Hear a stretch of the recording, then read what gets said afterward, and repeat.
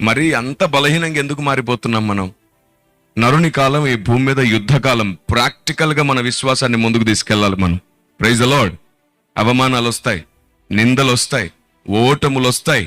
పౌలుకు తప్పలేదు, క్రీస్తుకు తప్పలేదు, ప్రవక్తలకు తప్పలేదు, అపోస్తులకు తప్పలేదు, భక్తులు ఎవరికి తప్పలేదు. నీకు తప్పిందంటే నువ్వు ఆ మార్గంలో నడవకుండా నువ్వేదో వంకర మార్గంలో షార్ట్ కట్ లో వెళ్తున్నావు. అందుకే ఆ శోధన నీకు తప్పింది. నువ్వు అదే శోధనలో నిగ్గు తేలే బంగారాన్ని అవ్వాలంటే వారు నడిచిన మార్గం గుండానే వెళ్ళాలి. అవును, నిందారహితుడు అంటే అర్థం ఏమిటి? నిందలు రానివాడా? నా బంగారు తల్లులే. మరి పౌలుకు వచ్చింది నింద, యేసు ప్రభుకు వచ్చింది నింద, భక్తులకు వచ్చింది నింద, ప్రవక్తలకు వచ్చింది నింద, మోషేకు వచ్చింది నింద. అంటే వాళ్ళు నిందారహితులు కాదా? నిందారహితులు అంటే నింద లేనివాడు, నింద రానివాడు కాదు. నిందలొచ్చినా సరే నిగ్గుదేలినవాడు, నిరూపించబడినవాడు.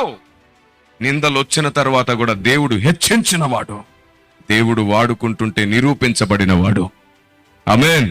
యోసేపు మీదకి నిందొచ్చింది, దేవుడు కొన్నాళ్లకు నిరూపించాడు, నిందారహితుడయ్యాడు. దేవుడు ఎవరి పక్షముండి నిరూపిస్తారో వారెవరు? నిందారహితులు. దేవునికి స్తోత్రం కలుగునుగాక.